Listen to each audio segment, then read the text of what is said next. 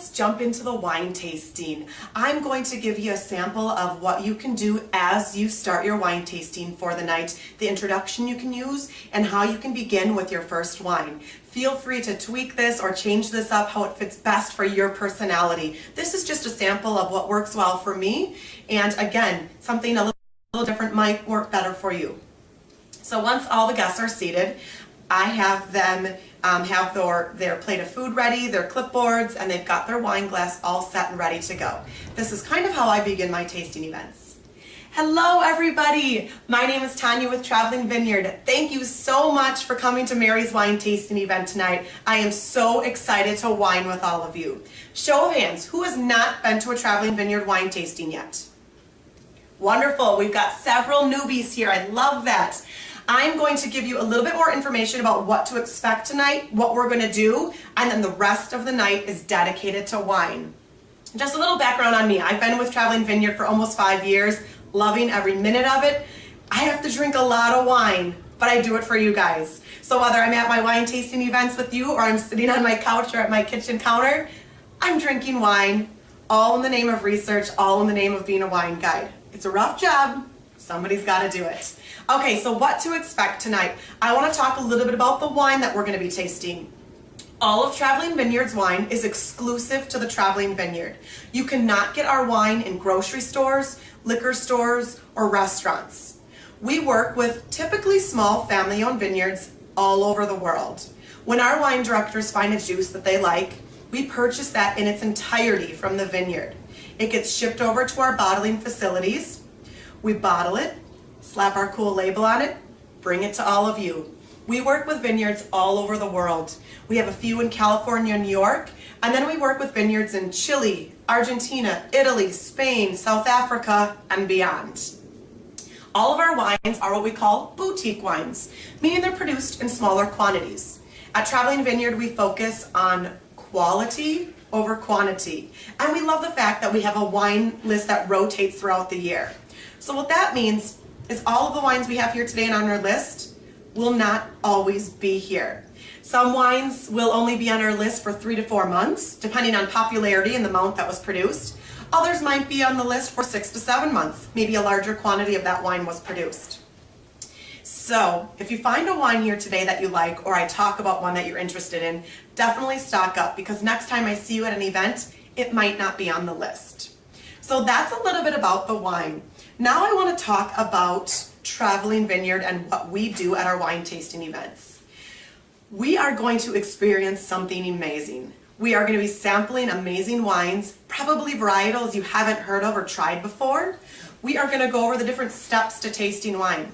Believe it or not, there's 4 steps to tasting wine. So we'll go over those fun steps and you'll get a little bit of wine knowledge. And then we are going to do some really great food and wine pairings tonight. Our host Mary put out some real simple but amazing food pairings because I want all of you to see how much a food can enhance a wine. On the flip side of that, we are going to do one bad food pairing because if not paired properly, a food can really wreck a wine. So we're going to go over those fun tips tonight as well. That'll be really helpful when you're ordering wine and you want to just, have a casual dinner at home, or you're having a big group gathering. Having a better idea of what food and wine goes together will help enhance that entire process.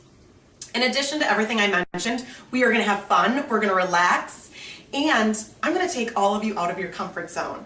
I'm willing to bet that there are wines up here that you haven't heard of and wouldn't normally have tried in the store, but we're going to do that today. I'm going to get you out of your wine rut of buying that same wine or ordering that same wine every time you go to the restaurant and try something new. You're probably going to be surprised with some of the wines that you end up enjoying. It might also solidify the fact that you love a certain varietal. Either way, we're going to have a blast, and I encourage all of you to ask questions tonight, relax, and we're going to have fun. Okay, so that is kind of the introduction, the opening that I go through. The next part that I talk about is going to be on introducing the opportunity to become a wine guide, and then I'm going to go into the demonstrations that I do with everybody. Okay, so I just went through the introduction. The next thing is, all right everybody, we're going to begin the wine tasting, but before we do that, I want to make mention of this. Please pay attention to what I do tonight. You're gonna see that I'm drinking wine with all of you, having a blast, relaxing. I've got my wine notes to help me get through this. Anybody can do this, literally. If I can get up here and do this, so can you. If you find that you want to know more about the traveling vineyard or becoming a wine guide, or you know somebody that would be really great at this or have fun with this, please let me know. I have some wine glass opportunity packets for you to take home with you. Take everything you see here, pour a glass of wine, read a little bit more about traveling vineyard and becoming a wine guide. It's changed my life in more ways than one. I mean, I get to drink a lot of wine now and nobody can say anything, but I have lots of other benefits that I'll talk about throughout the night as to why I love being a wine guide. So please, at the end of the tasting, if you want to know more information, I encourage you to take a wine glass and sip on it and learn a little bit more about becoming a wine guide. All right, all of you guys have a Skittle in your wine glass. Can everybody grab that out? Okay, great. So with your Skittle, we are going to demonstrate the importance of your sense of smell. That is actually the most important step to tasting wine. It's not what we look forward to. We always look forward to drinking the wine, tasting it, sipping on it. But if we cannot smell, it's going to be very hard to taste. So we're going to demo how this works right now. I need everybody to hold that Skittle, and I need you to plug your nose and plug it tightly. So keep your nose plugged. As your nose is plugged, put that Skittle in your mouth and start chewing on it. Okay, you guys are all chewing it. You should be able to taste that Skittle at all. You're probably noticing some of the sugars, obviously the texture. All right, go ahead, release your fingers from your nose. Bam, you've got the flavor. If we can't smell, we can't taste. The reason I love to do this demonstration is that way you really understand how important our sense of smell is. And when we get to the tasting part of the wine, right before we do that, when we're smelling it, over-exaggerate that. Really pay attention to that. Same thing goes with your food. Anything you're eating or drinking, really bring in those aromas so you can get the full flavors of whatever it is you're putting in your mouth. All right, let's jump into the wine tasting now. Mary's gonna go around, get the wine poured for all of you. It's gonna get poured approximately to your pour line. The hard part now is everybody needs to hold off on drinking until all of the wine is poured. We are gonna go over the different steps to tasting wine together. Okay, so as Mary is pouring the wine, I'm getting my wine notes ready. Okay, everybody's got their wine poured. I also have mine so that I can help everybody walk through the different steps to tasting wine. Okay, this first wine that we're trying is called Lulo. So if you guys want to write that down, Lulo. And Lulo is a Sauvignon Blanc that we have from California. Anybody familiar with a Sauvignon Blanc or ever have one? Okay, great. So we're taking a few of you out of your comfort zone today, or at least something you haven't tried before. I'm really excited for this. All right, the first step to tasting wine is not drinking it. Believe it or not, there's a few things we need to do before we drink it. First thing you want to do is take a look at your wine. You're looking at the color. So hold it up into the light. Now, when you're looking at the color, you're looking for a few different things. You're looking for clarity in your wine.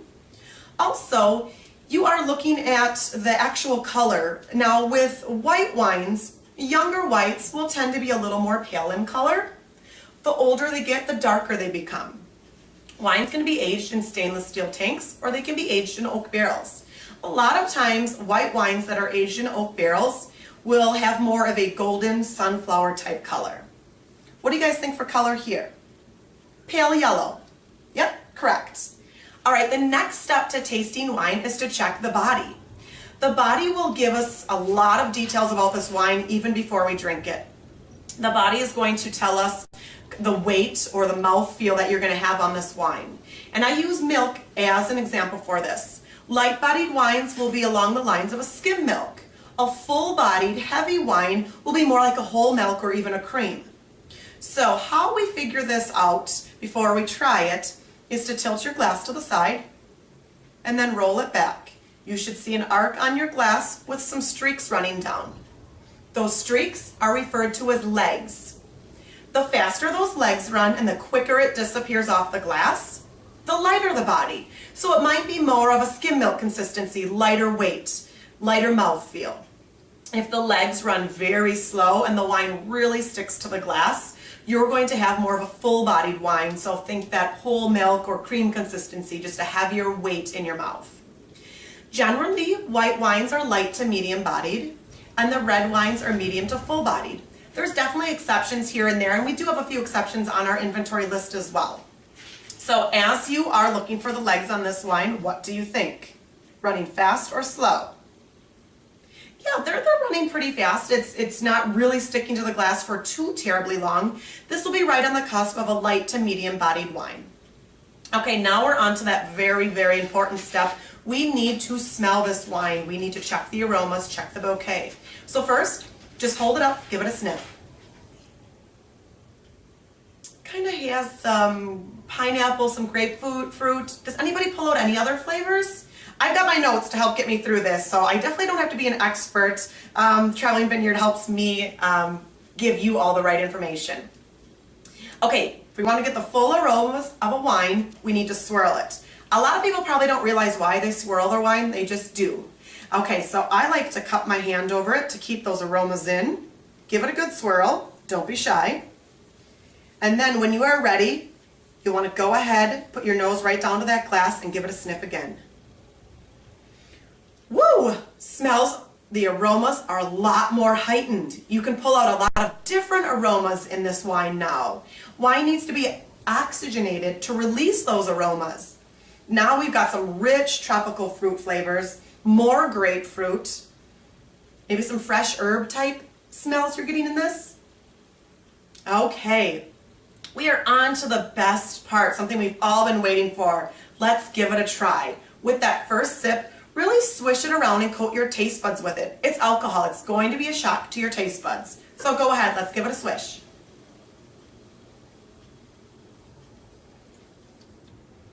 Some nice tropical fruit flavors. Has a nice long finish. I am still tasting this wine even though I'm talking to you and I've swallowed it long ago. Let's go back and take one more sip before we get into another demonstration.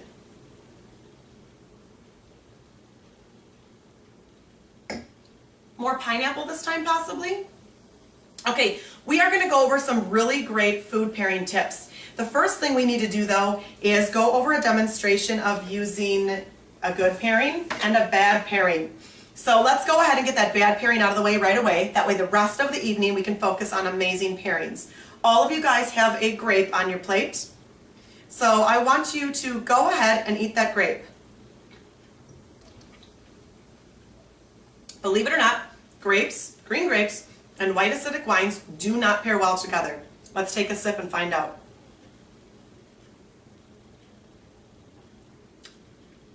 You now probably have a very bitter tasting wine. Any of those grapefruit flavors, those tropical fruit is sucked out of that wine. That is what a food can do to a wine if you don't pair it properly. I'm willing to bet most of you have been out at some point, ordered a glass of wine, had whatever you were eating for dinner, paired them together and you thought, oh my gosh, this is a terrible wine. It might have been what you were eating with it that did not pair correctly. Go ahead and get back to a much more smooth, round, and balanced wine. So everybody, go ahead, grab your lemon wedge. Take a bite of this or at least suck on it. And then let's go back and sample that wine again. Perfect. We are back to a smoother, rounder, more balanced wine. Pairs much nicer. That bitterness is gone. You have additional pairings on your plate that Mary provided.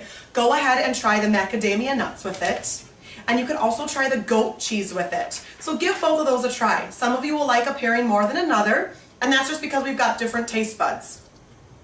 Other wines that are going to go great with, other foods that are going to go great with lulo would be Asian, Mexican, or Thai food would be great. I would definitely do fish or calamari with this wine as well. Sushi would be a great pairing. You could do some fresh cut veggies would be great as well.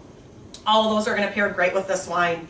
This wine was aged in stainless steel tanks. It didn't see any oak treatment, so you're not going to get any of those oaky, smoky, or vanilla qualities with this wine. You're getting a nice crisp, fruit-forward, grapefruit flavored wine with the Lulo Sauvignon Blanc. Okay, so that is how I go through the demonstration of the different steps to tasting wine. I will do those same exact steps with every single wine that we have. That way everybody gets a chance to learn something different about the wine. I always ask for guest interaction. I'll ask other people what they think they're smelling or what might pair well with the wine. Just gets more people involved. It's a fun process, and people are really there to learn a little bit more in addition to sampling our really great wine.